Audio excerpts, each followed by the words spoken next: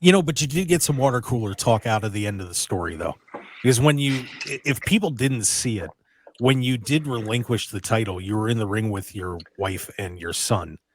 And when you went to hand the title over, if they didn't see it, your son came over and tried to grab the belt. And how old was your son at the time? He was, what, 4, I believe? Yeah, he was 4 years old. Came over and grabbed the title and ran back over to your wife. And you guys had to convince him to give the belt back up.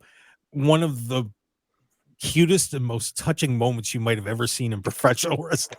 And I don't, and I'm just curious, what was going through your mind when that whole thing was going on? And did you guys plan it out, or was that spontaneous? All spontaneous. Like everything I said that night was just all spontaneous for me. Like when I got my notes for what I'm doing, all it said was go out there and talk.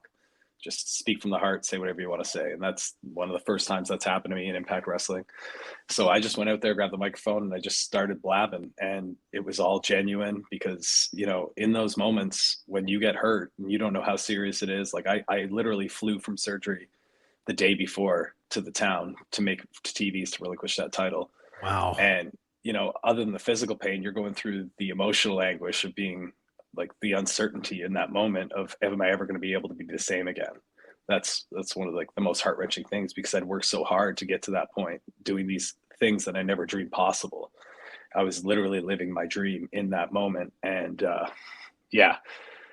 giving up the belt, that sucked. The second I tried to hand it over, my son grabbing it out of my hands because, not that he thinks it's his, but he thinks that belongs to me. To this day, right now, I don't have that world championship. And every time I come back from an Impact Wrestling show, he asks me if I got it back. And I have to disappoint him every single time. No way.